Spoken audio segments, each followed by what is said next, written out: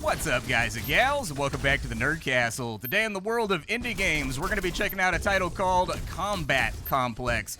We had an opportunity to check this game out probably about a year ago, and I distinctly remember the game feeling utterly fantastic to play. Like, I remember that being the takeaway that sort of blew my socks off, is that this was sort of like a title where they've got everything really locked in when it comes to the sound effects and when it comes to the feel of the game. And so it was one of those games that I kind of made a mental note for myself to come back, because the last time we covered it, I think my main issue with the game was just that there wasn't a shocking amount of variety inside of its core gameplay systems. And so today we're going to be taking a look at the game for about 30 minutes. We're going to see if it's something you wanted to add to your wish list, see if it's something that you wanted to purchase for yourself. I will talk about the ways that the game has changed over the course of the last year, things that they've added, things that they've fiddled around with, and hopefully by the end of the 30 minutes we'll come to some form of consensus, although I think that might be foolish. Asking for anything that like resembles a consensus on the internet can be kind of a tall order.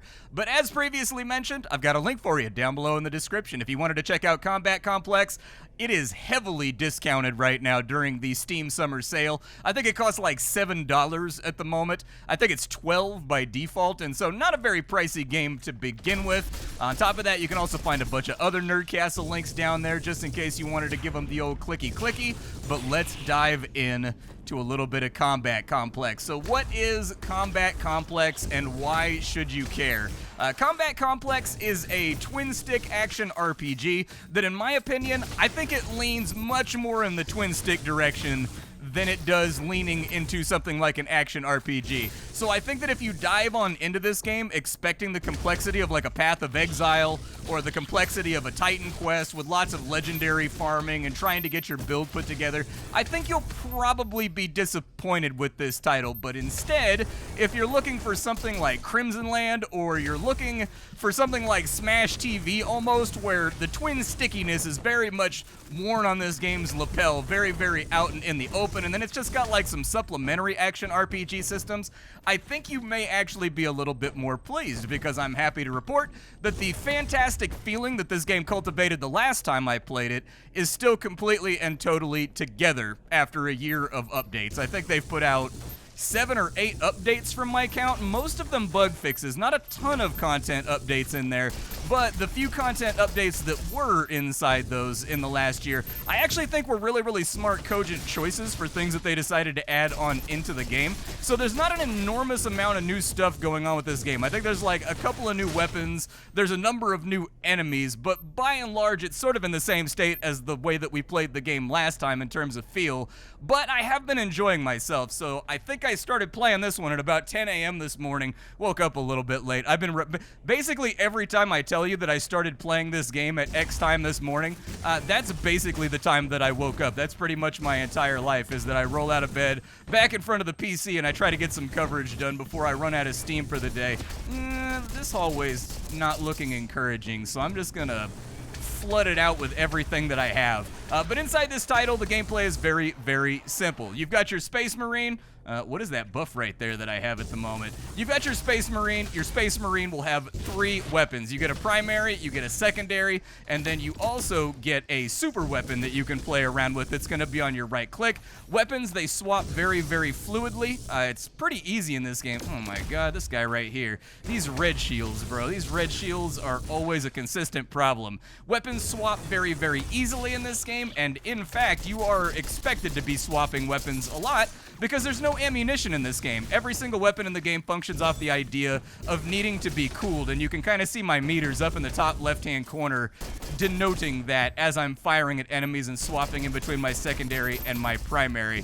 From there, swapping those weapons is necessary because weapons don't vent heat as much as you would like if you've got like a favorite weapon that you want to run all the time. It's going to take them a solid couple seconds in order for that gun to get back down to minimum heat after a long period of discharging. And so anyway, swapping over to your secondary is going to be one of those things that you're probably doing, I would say, like 100 times a level. You're going to be doing it quite a lot. Then from there, you've got your super weapon, which is going to be on your right click. and you can fire that off as much as you want as long as it's cooled. In this case, I'm playing around with a railgun, but there are different varieties of things that you can put inside of there. I do think that weapon variety with this game is a little bit low for right now, but it hasn't bothered me too much because what they do have feels so good to play around with that, like, it's a very, very easy candy-coated sort of game to like, even though it's got flaws, just because they have the core gameplay feeling so nice. That's going to be the running motif of today's video, is just like what happens when a game feels utterly, unbelievably fantastic by comparison to 90% of other games out there in the twin stick nebulous, but ultimately doesn't have the variety to like back up that feeling. This right here, this is a power-up. So you see all these buffs that are running along the top of the screen? This is one of the new mechanics that I was previously talking about that I think is implemented very, very well. So much akin to something like, let's say, Diablo 3 or Diablo... I don't know if Diablo 4 actually had this, but if you've ever played an action RPG where you get to go rifting, I think the idea is the same. As you run levels, you go to these terminals, and it will let you know before you go into a mission whether or not there's terminals available, I think. And once you get on in here, you find these little terminals, and they will allow you to get a bonus that lasts for like 4 or 5 missions. And so it's almost like a little mini game trying to decide what all your bonuses are so that you can build up a synergy that allows you to mulch your way through enemies a little bit faster. Right now, I think I'll probably take 6% more damage towards machines, and that does reset the duration on each of these right here. And so it's a wonderful world once you've got like a little array of buffs that are making the game feel great to play. On top of your primary, your secondary, and also your special weapon, you have a couple of other utilities that you can utilize at your discretion. You have an ultimate ability. Mine right now summons a number of drones, and those drones, I'm gonna have to swap to my shot. Oh, that's bad.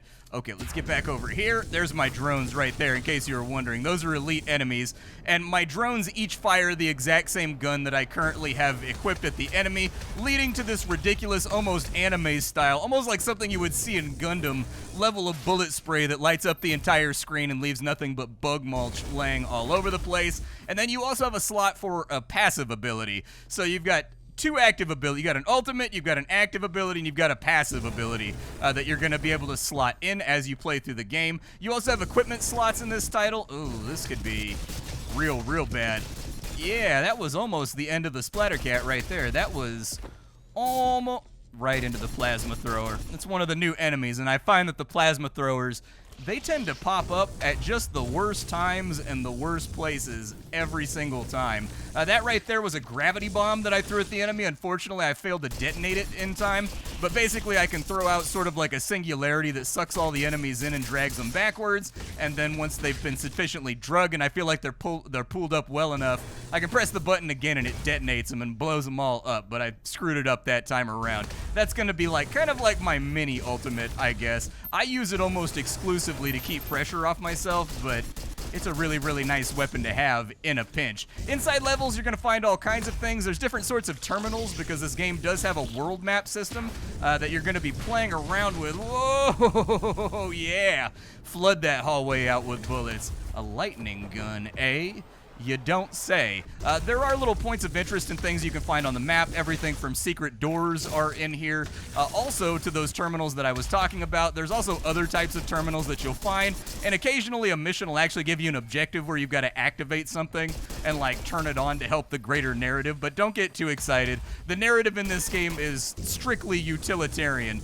So basically you have the entire storyline of this game delivered to you through emails that'll show up every now and again from people that are outside the facility trying to rescue you, and then you're giving them your correspondence and letting them know like, okay, I'll go hit that objective because the radar dish is down, or because like some MacGuffin needs to be recalibrated, something like that. But keep your eyes open because every now and again you'll find a secret in the wings. I actually don't know how far I am towards the end of... Wow, these guys are really soaking damage.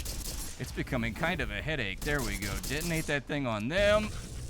Man, the damage soak on them boys. I've got my minigun right now too, dude. You guys know my opinion about miniguns.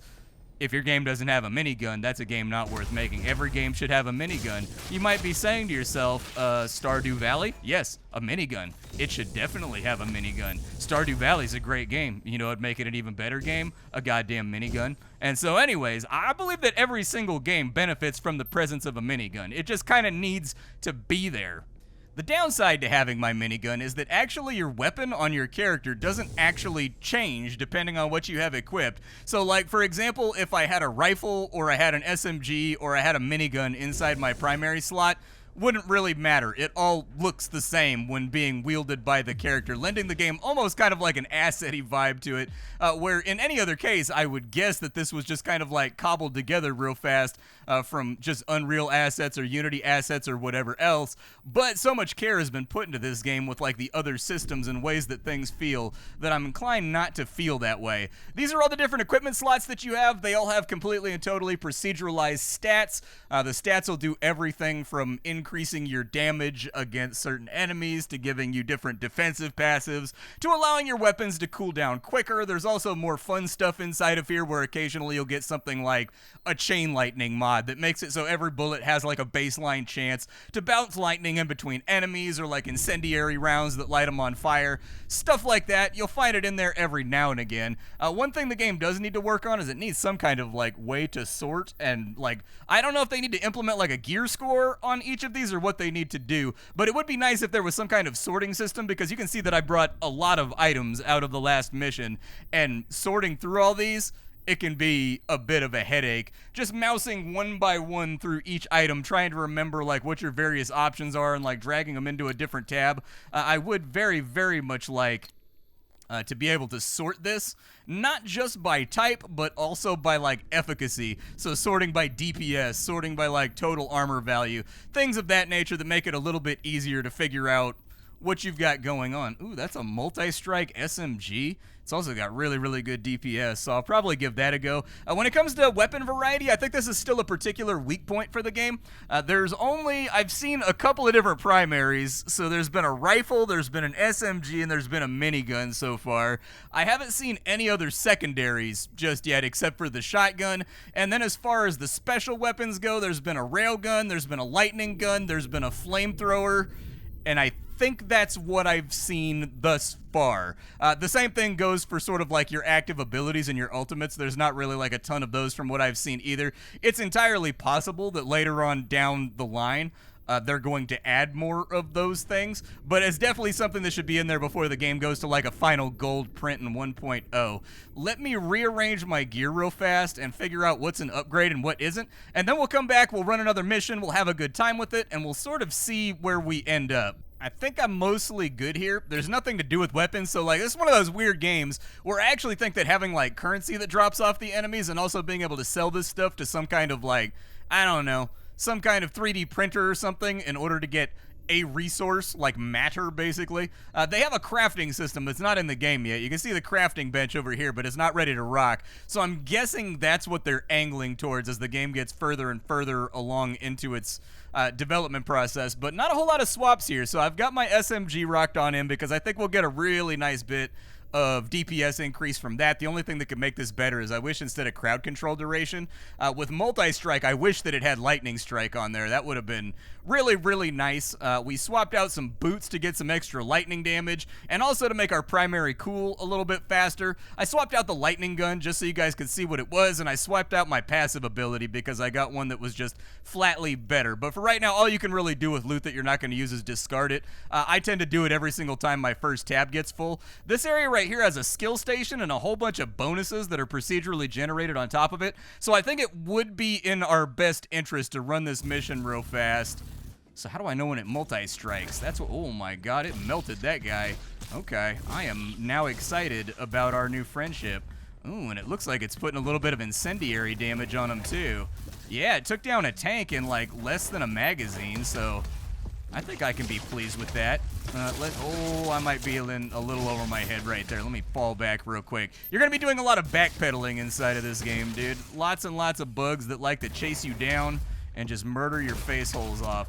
Do I have enough going right now in order to wipe you all out? I especially like that the spawns in this game are kind of like dynamic. I sort of dig the fact that the enemies, some of them pre-exist on the map, and like some of them just burst up through the ground or show up from the sky. It gets a little bit predictable when it's going to happen, but I do actually like that system because it sort of goes along with the name of the game, Combat Complex, which sort of in the mind invokes this idea of your character like training himself to go into combat almost in like a simulator. And so it would make sense, given the name of the game, that things would just appear randomly around you, and it's just sort of testing your ability to deal with the situations as they come up. Ooh, we got 20% critical hit damage, special weapon cools down faster, health orbs.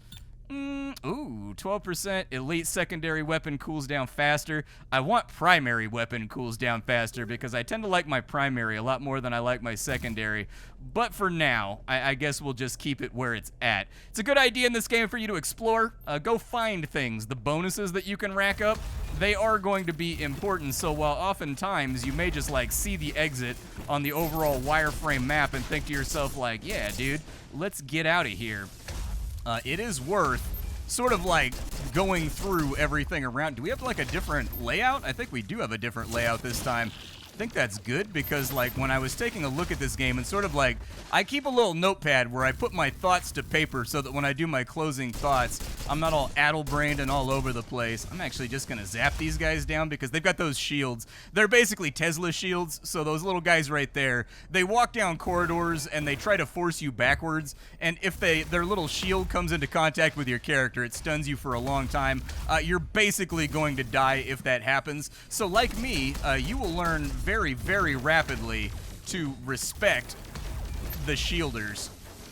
I'm throwing a little bit of lightning right there. What I like about the lightning gun is that it penetrates cover, and I can just sort of like spam it from the backfield to kill off the thing that I want to kill. There we go. It's kind of like a nice right click to sort of like give you a second breather while you wait for your gun to cool down.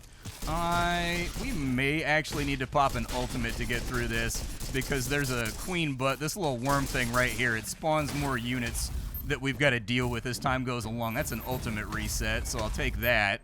I don't think I've used my ultimate yet, though, inside of here. AoEs that you're seeing on the ground, I've actually found them all to be really, really fair. I don't think that I've taken a single hit in this game that I didn't have coming. Like that one right there. Definitely had that one coming. I got greedy, and then I got punished for it.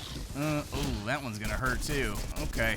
I don't know how much life drain I have left, but God, dude, the amount of mines and things. Oh, those ones are... Oh, that's right. I don't have my minigun anymore. So my minigun does not get reflected by red shields. And so these guys right here, when they're in a corridor, are a real nightmare. If you don't have... Oh, that was not what I wanted to go for, but sure. We'll trigger the shield to turn it off, and that'll just have to work for right now. That right there is a healing orb, which is really good news for us because we are... unfortunately, really just cinnamon toast busted right now. Let's head off down the hallway and see what we can find. A few more robots. Enemy variety has gone up. The developers have put in, I think, like 4 or 5 different new types of enemies since the last time we played the game. I haven't had a chance to witness all of them because I'm only on the 2nd level for right now, and like some of them inside the patch notes say that they only show up once you get to certain depths of the facility, and I'm just not quite there yet. One of those fundamental weaknesses of, you know, something like a... Yeah, get rid of that mine right there. Fundamental weaknesses of something like a first impressions video. Oh my God. Okay. Alright. Oh, it looks real bad back there.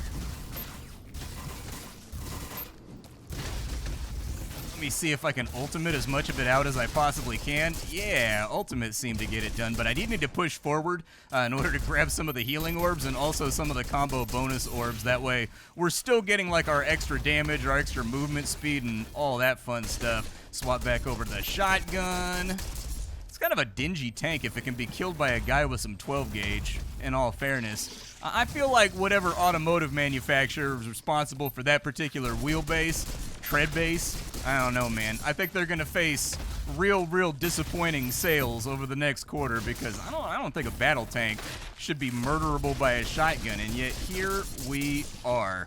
You guys, please stop spawning more mobs and die. You may have noticed that there's no XP meter inside of this game. That is indeed the way that the game functions. Ugh, we got shielders and spawners. What a nightmare. Ow. Okay. Let me just zap all you guys down real quick. The lightning gun, not the most damaging of weapon, but it's what I have right now in order to get rid of this particular problem. There we go. Get in behind them, and then we'll kill off all their buddies down here, and then I think we'll be all right. So the white dot on our map up there is going to be, we got elites down here. Yeah, these guys probably basically one-shot me. I hate the fact that these guys can fire over the railings, and I can't. I find it to be deeply frustrating. They also kite like maniacs. There we go. All right, just need to make like a little opening down here. But honestly, the engagement that this game provides with all of the various things that you're trying to dodge inside of corridors and inside of like sprawling facilities, I think maybe one of the reasons why it's so solidly engaging is because like I definitely feel like my gray matter is working when I play this game. Like, I feel like I'm constantly stimulated, and I'm definitely like an ADD'd out gamer that gets bored with stuff very easily. And so the fact that this game has managed to keep me entertained for about 4 hours straight, even though really I'm doing the same thing every single mission, is actually kind of impressive. Speaks to the vibe that the game has, and also the very satisfying sort of like zappy explosive effect that a lot of the bad guys, I need you guys to die like right this second. Man, those worms back there. I might need to take some bonus damage versus organics. That's what I'm thinking, is we're not killing spawners and stuff nearly fast enough. Gloves on that side. Let me check. Did I already check that? I think I checked down there already. You go away. Definitely don't need you trying to Tesla coil me inside of a hall. Okay, this is the moment for an ultimate. Yeah, there we go. Triple lightning blast. Hell yeah. Little extra belt action right there. What else am I missing on this map? So there's something over there. I think that's just taking us back to the exit, though. I don't know if I can dodge past him at this angle. Watch out for these tanks, too. These tanks hit like a truck when they catch you. They really function as just kind of like area denial. That's pretty much it. They're just over there to make your life really difficult by not allowing you to advance. And this is a particularly aggressive game, in my opinion. It expects you to push forward. It expects you to go after the power-ups if you want to be effective moving your way through the levels. And so you will be challenged every now and again with this game, just your own self-control versus what is smart and what is prudent. But as I was previously mentioning, you may have noticed that we don't have an XP bar or anything else like that. We're not getting levels or anything while we play on through. Yep, that's by design. Inside the facility, you're going to find gene modification terminals that will allow you to pick up a skill point from there, and there's like a number of them spaced out inside of each floor because the game is divided up into like missions, and then missions connected together make up floors, so on and so forth. But you will want to... Oh, okay, yeah, elite laser thrower back there.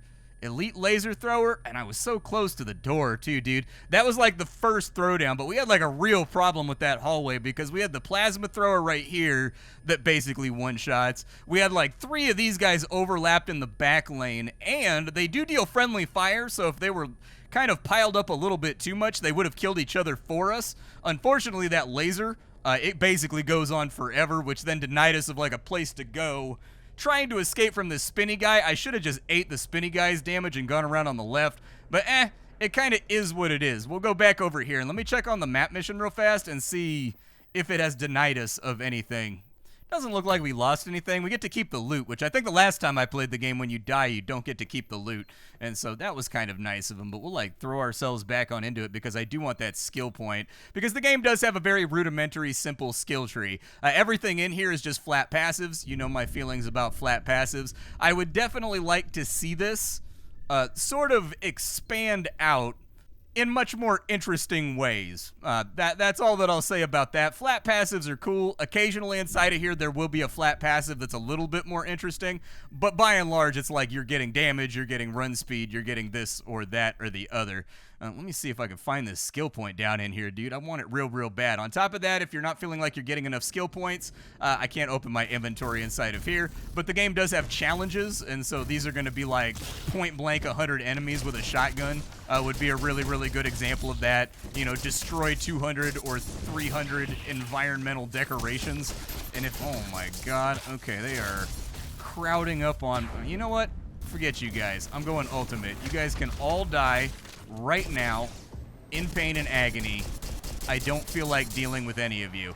But if you do the challenges, you also get a skill point, which I think does occasionally. You get like a supplementary point every now and again that you may or may not notice while working your way through the game. Still, pretty helpful stuff. I don't think I was trying to get him with my gravity well, but it didn't work out.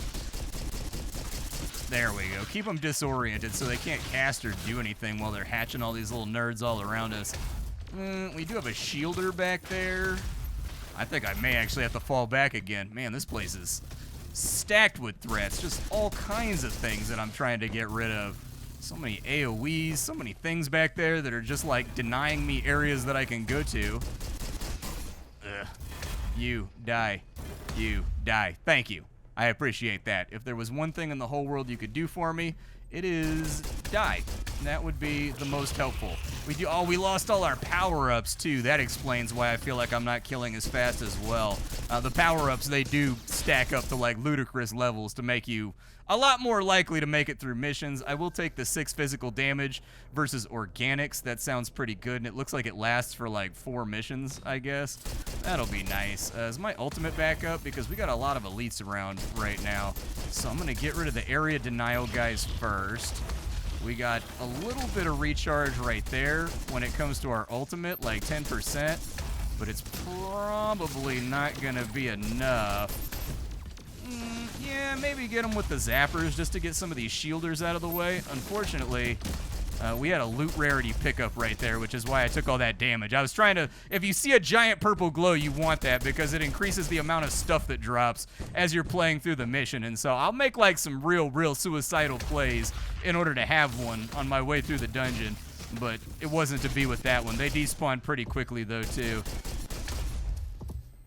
Okay, I've got my ultimate ready to rock.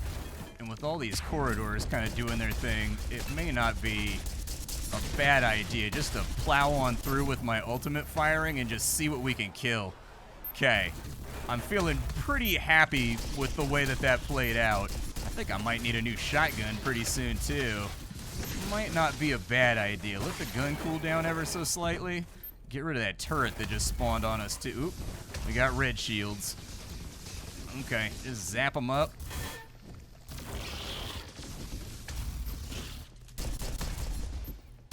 Come on. Did I get the red shield? I think the red shield's down, and we got like a big old healing resource over here that also filled up our combo meter.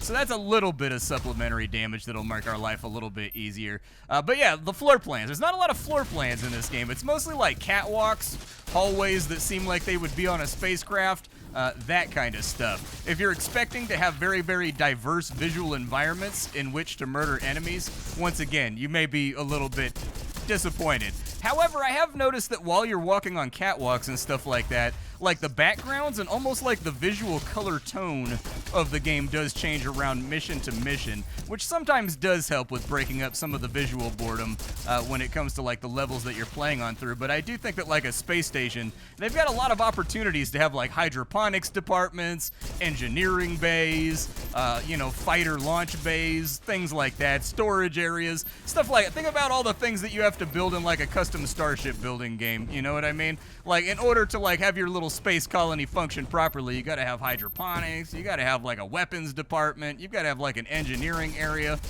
I think that there's a lot of opportunity here for them to mix up kind of the mission visuals too, but the varied backgrounds. So for example, on this one, down beneath us is some kind of like mining complex or something. I don't know, I see rocks and things down there, like craggly bits. I see lots and lots of craggly bits down below us, and so I'm guessing, I don't know, some kind of mining area or something else like that. So that is nice to see, because I haven't seen a whole lot of that during the last 3 or 4 hours that I've spent playing the game. Still, let me give you my closing thoughts real fast as we play on through. I think I've gotten most of them already out there in terms of like what I think about this title. but I'll do my best to collate, put them all together. Oh my god, shotgun, my own shotgun to my own face. You know what's worse than getting murdered with another guy's shotgun? Getting murdered with your own shotgun. It's just a layer of insult to injury that I find to be completely and totally unfeasible. But in closing here, I think this is a game that fundamentally is actually really, really addictive. I think they're on the cusp of greatness with this game because it's very, very rare that a developer really locks in good-feeling gameplay. Like, when we think of the examples of that, you tend to think of things like Doom 2016, you know, a game that just feels absolutely fantastic to have your hands on. I would say that Combat Complex, they've got that locked down, but it's ultimately, when it comes to the game, it's kind of like popcorn, I guess. It's not like nutritious or something that you would write a 3-page food review about, but at the same time, you just keep munching on it. That's really what Combat Complex is, a game that has landed on that fantastic tactile feeling gameplay, but it just ultimately doesn't have enough variety in terms of weapons, customization, and secondary mechanics to really deep dive your brain into a binge session or compete with the other bigger action RPGs that are out there.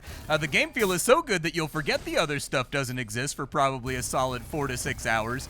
But I think that if you're taking a finalized shot towards a 1.0, you're going to need to have between like 5 and 10 different types of weapons for each slot, like primary, secondary, special weapons. You can even make them just variations of what you already have. So like you have a single shot automatic rifle, and then you have another version of the rifle that fires 3 rounds at a time, but does a little bit less damage with each pellet, so on and so forth.